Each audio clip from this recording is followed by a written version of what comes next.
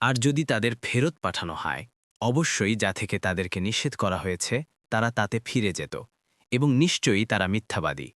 ২৯। আর তারা বলেছিল, আমাদের এ দুনিয়ার জীবন ছাড়া কিছু নেই, এবং আমরা পুনরুজ্জীবিত হব না। ৩০। আর যদি তুমি দেখতে, যখন তাদেরকে দাঁড় করানো হবে তাদের রবের সামনে, এবং তিনি বলবেন, এটা কি সত্য নয়? তারা বলবে, হ্যাঁ, আমাদের রবের কসম।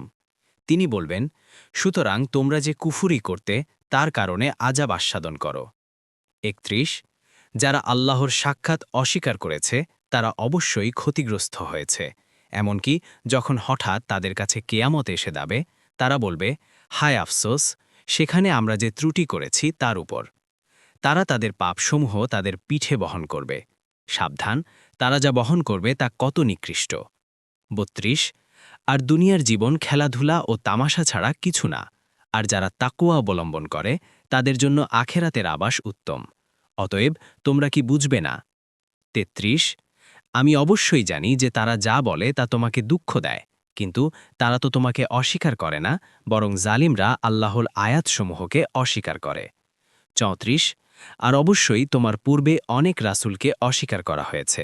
অতঃপর তারা তাদেরকে অস্বীকার করা ও কষ্ট দেয়ার ক্ষেত্রে ধৈর্য ধারণ করেছে, যতক্ষণ না আমার সাহায্য তাদের কাছে এসেছে। আর আল্লাহর বাণীসমূহের কোনো পরিবর্তনকারী নেই।